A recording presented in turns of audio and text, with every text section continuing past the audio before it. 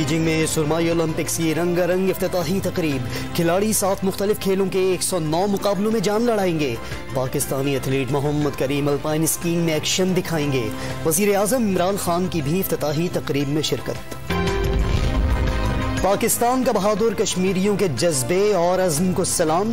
मकबूजा वादी में 1 जनवरी से अब तक 24 कश्मीरियों को शहीद किया जा चुका। तर्जुमान दफ्तर खारजा की ब्रीफिंग। सेनेट में कश्मीरियों से इजहार यकजहती के लिए करारदाद मंजूर।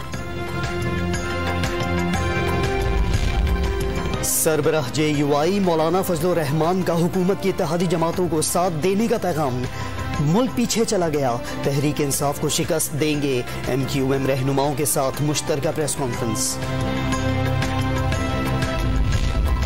और नोशकी में दहशतगर्दों से मुकाबले में शहीद कैप्टन डॉक्टर बिलाल खलील को फैसलाबाद में फौजी एजाज के साथ सुपुर्द खाक कर दिया गया। शहीद हमजा आरिफ की ननकाना साहब में फौजी एजाज के साथ तदफीन।